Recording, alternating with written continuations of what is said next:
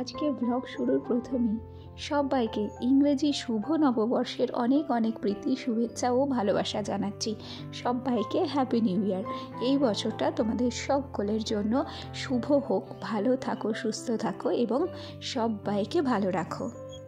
দেখতে দেখতে পুরানো সালটাকে পেছনে ফেলে আবার নতুন একটা সালের সাথে নতুনভাবে চলার চেষ্টা করছি আমরা। তবে আমরা মানুষ এক আছি, দিনগুলো এক আছে, কাজকর্ম সমস্ত কিছুই এক আছে, শুধু পরিবর্তন হলো সময়টার। এই নতুন সালটা কতজনের জীবনে যে কত রকম কত কিছু নিয়ে আসবে এখন সেটাই দেখার। যাকে আগে নিজের পরিচয়টা দিয়ে নিই। নমস্কার বন্ধুরা, কেমন আছো সবাই? আশা করছি সবাই খুব ভালো আছো আর আমরাও ভালো আছি। রিমি সুজিত কাপল ব্লগের আরও একটি নতুন ভিডিওতে তোমাদের সবাইকে অনেক অনেক স্বাগত জানিয়ে আজকের ভিডিওটি স্টার্ট করছি। ঘড়ির কাঁটায় এখন বাজছে 8:30 আর বাইরের আবহাওয়াটা দেখেছো, এখনও পর্যন্ত বাইরে কিন্তু একটু আধটু কুয়াশা আছে। সূর্যের দেখা পাওয়াটা আজকে প্রায় মুশকিল বলে ধরতে পারো। ওদিকে এই ঘরে এসে দেখছি মা মাছ ভাজা করছে। ও ঘর থেকেই সোনার কান্নার আওয়াজ পেয়েছিলাম, ছুটে এসে দেখি হ্যাঁ উঠে পড়েছে এবং কান্না করতে শুরু করে দিয়েছে। যাকে সোনাকে একটু কার্টুন চালিয়ে দিয়ে তারপর দুজন 2 কাপ চা নিয়ে হাজির হয়ে গেলাম। জানো তো কার নিউ ইয়ার যে কেমনভাবে শুরু হলো জানি না, তবে আমাদের নিউ ইয়ার শুরু হয়েছে ঝামেলা ঝগড়া দিয়ে। গতকাল রাত্রে আমাদের এখানে নিউ ইয়ারের পার্টি ছিল, আমার বর সেখানেই গিয়েছিল আর ফিরতে লেট হচ্ছিল। আমার খুব চিন্তা ভাবনা হচ্ছিল, তাই বাড়ি আসার সাথে সাথেই না আমি একটু রাগারাগি করে ফেলেছিলাম। আর যখন আমরা রাগারাগি করে একটু আধটু দুজনের মধ্যে মান অভিমানের পালা চলছিল, তখন দেখছি ঘড়ির কাঁটায় 12:30 বাজে। তাহলে হলো না বছর শুরুটা আমাদের ঝগড়া দিয়ে? যাকে এই বিষয়ে আরও অনেক গল্প করব, আরও অনেক কিছু তোমরা দেখতে পাবে, একটুখানি ধৈর্য ধরো। ওদিকে সোনাকে কোলে নিয়ে আজকে সোনার খাবারটা করেছি আর এদিকে সোনাকে খাইয়ে দাইয়ে নিয়ে সোজা বিছানাটা গোছাতে চলে এলাম। দেখো, নতুন বছর আমাদের যতই শুরু হোক, কাজে তো নতুনত্ব কিছু আসবে না।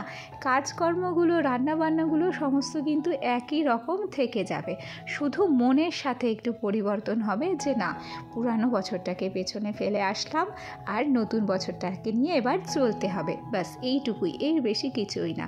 দেখো ওদিকে বিছানা গোছানো হয়ে গেছে, ঘড়ির কাঁটায় এখন বাজছে 10:20। আজকে সময়টাকে খুব কিন্তু গুরুত্ব দিয়েছি, বারবার কিন্তু ঘড়ির দিকে তাকাচ্ছি। ওদিকে সকালবেলার খাবার হিসেবে শুধুমাত্র মাছের ঝোল এবং বাঁধাকপি হয়েছিল। চলো তোমাদের একটা জিনিস দেখায়। দেখো আমাদের সেই পেঁপে গাছটাতে বলেছিলাম না যে পেঁপে খেয়ে নিচ্ছে পাখিতে, পাকা পেঁপে। এই যে দেখো, এগুলো হচ্ছে বনটিয়া। 3টে বনটিয়া এসেছে পাকা পেঁপে খেতে। সেই প্রবাদটার কথা মনে পড়ে, পাখি পাকা পেঁপে খায়। আমরা আগে ছোটোবেলায় খুব এগুলো খেলতাম।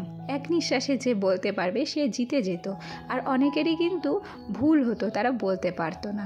জাগে ওদিকে অনেকটা বেলা হয়েছে, আমাদের রান্নাঘরে দেখেছো জল গরম। আজকে কি বলো তো, বেশি ঠান্ডা তো, ঠান্ডা জলে স্নান করা যাবে না, আর আমরা কেউ ঠান্ডা জলে স্নান করিও না, সেই জন্যই গরম জলটা বসানো আর কি। সোজা চলে এলাম বাড়ির সাইডে যে ফাঁকা জায়গাটা ছিল, ওখানে সবাই পিকনিক করছে। তবে না, আমি পিকনিক করিনি, জানো তো। পিকনিক না করার একটা কারণ আছে, সেটা তোমাদের সঙ্গে অন্যদিন শেয়ার করবো।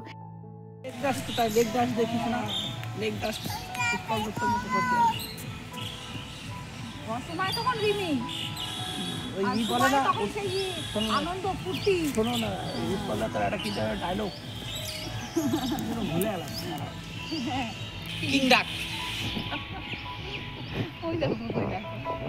গরম জল গরম জল দাও, ভাত দাও, এই দাও সে দাও। সেবেলা আমি আর কালকে যখন ফুর্তি করতে গেছিলাম হ্যাপি নিউ ইয়ারে, তখন আমি কুঞ্চে গেছিলাম, কুচি তোর বউকে নিয়ে এসেছিল। কি কি কি সত্যি কথা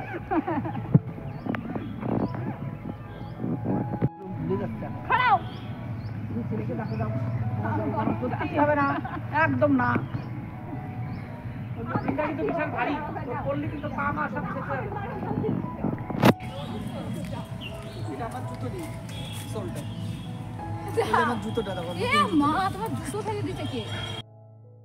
তবে গতকাল রাত্রে একটু ঝগড়া ঝামেলা হলেও আজকে কিন্তু আর কোনো ঝগড়া ঝামেলা নেই। আমরা কিন্তু ঝগড়া ঝামেলা বাসি করি না। তবে তখন যেটা দেখলে আমার বর ওটা আমার সাথে একটু ইয়ার্কি মারছিল, খুনসুটি করছিল। স্বামী স্ত্রীর সম্পর্কে একটু ঝামেলা, একটু ভালোবাসা না থাকলে কিন্তু চলে না। ওদিকে দেখতে দেখতে দুপুর 2টো বেজে গেছে। আমার বর একটু সকালবেলা মাংস নিয়ে এসেছিল, সেটাই এখন একটু রান্না হলো। যাকে খাওয়া দাওয়া করে সোনাকে ঘুম পাড়িয়ে ঘুম থেকে উঠে বিকেল 4টের সময় একটু বেরিয়ে পড়লাম 3 জনে মিলে। কোথায় যাচ্ছি বলো তো? যাচ্ছি একটা নতুন জায়গায়। জায়গাটা আমাদের কাছে নতুন। হ্যাঁ, কেন বলো তো? কারণ হচ্ছে জিনিসটা আমাদের এখানে প্রথম হয়েছে অনেক দিন পর। এই যে আমাদের যে বেতাই কলেজ, ডক্টর বি.আর. আম্বেদকর কলেজের পাশে একটা জায়গা ছিল, সেখানেই একটা চিলড্রেন পার্ক তৈরি হয়েছে। মোটামুটি 7 দিন হলো। সেখানে একটু সোনাকে নিয়ে চলে এলাম। দেখো, এখন আমরা 3 জন মিলে কেন এলাম বলো তো? আমি তো সোনাকে নিয়ে একা একা এখানে আসতেই পারবো, তবে ওর বাবা তো এখন আর বেশি ছুটি পায় না, সেই জন্য সোনার সাথে খুব বেশি টাইম কাটাতে পারে না। আর যাতে ও সোনার সাথে একটু বেশি টাইম কাটাতে পারে, একটা বাচ্চার ক্ষেত্রে মা বাবা দুজনারই ভালোবাসার দরকার হয়। সেই জন্যই 3 জন মিলে এখানে আসা, যাতে ও কিছুটা টাইম হলেও আমার সোনার সাথে কাটাতে পারে। সেক্ষেত্রে ওরও ভালো লাগবে, আর আমারও কিন্তু বেশ ভালো লাগছে এখানে এসে। জায়গাটা একটু ছোট হলেও বেশ অনেক কিছুই রয়েছে, আর বেশ কয়েকজন বাচ্চা এসে এখানে খেলা করছে। আর এই সময়টাই হচ্ছে সবচেয়ে উপযুক্ত সময় বাচ্চাদের শৈশবটাকে উপভোগ করা, তাই না? সেটাই কিন্তু আমরা একটু একটু হলেও চেষ্টা করছি। চলো, তোমাদের সাথে গল্প করতে করতে এই হাতিটাকেই তোমাদের দেখানো হয়নি।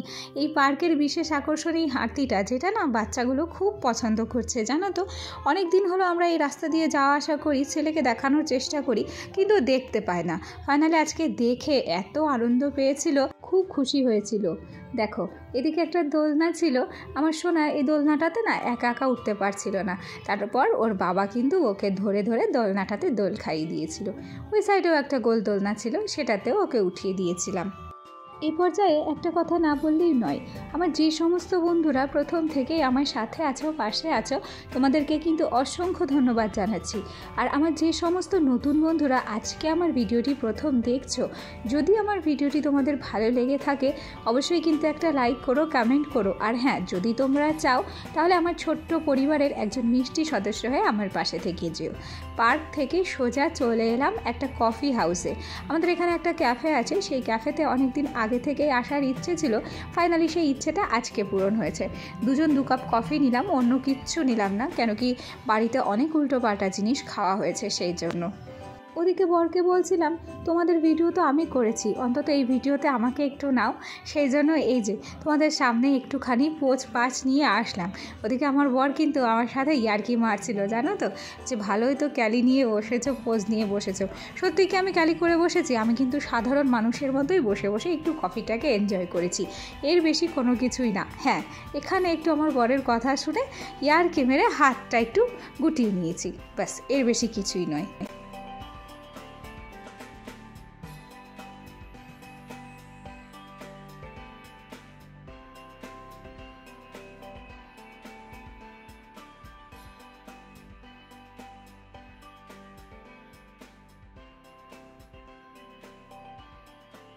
আর এবার তোমাদের সাথে শেয়ার করলাম আমাদের এখানে কিভাবে নিউ ইয়ার সেলিব্রেশন করা হয় তার একটা ঝলক।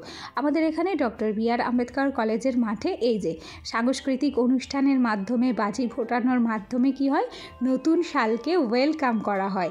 প্রচুর ভিড় হয়, জানো তো, খুব লোক সমাগম হয় এখানে। তবে অনেক রাত্রে অনুষ্ঠানটা হয়, রাত 12টার সময়। সেই জন্য এখানে আমি আসতে পারিনি, আমার বর এসেছিল, সেটা কিন্তু তোমাদেরকে প্রথমেই বলেছিলাম। আর ও না এই ভিডিওগুলো করে এনেছিল, সেই জন্য তোমাদেরকে কিন্তু দেখাতে পারলাম। আর এই যে দেখো, ইতিমুহূর্তে কত লোক এখানে দেখেছো, সবাই কিন্তু নতুন বছরকে ওয়েলকাম জানাচ্ছে, নাচানাচি করছে। চলো, এরই সাথে সাথে আরও একবার বলি, নতুন সাল তোমাদের জীবনে অনেক অনেক খুশি নিয়ে আসুক, অনেক অনেক আনন্দে থাকো, তোমরা ভালো থাকো, সুস্থ থাকো, সবাইকে ভালো রেখো। আর হ্যাঁ, আজকের ভিডিওটা তাহলে এখানেই শেষ করছি। দেখা হবে তোমাদের সাথে আগামীকাল নতুন একটা ভিডিও নিয়ে। ততক্ষণ পর্যন্ত সুস্থ থেকো, ভালো থেকো, টাটা।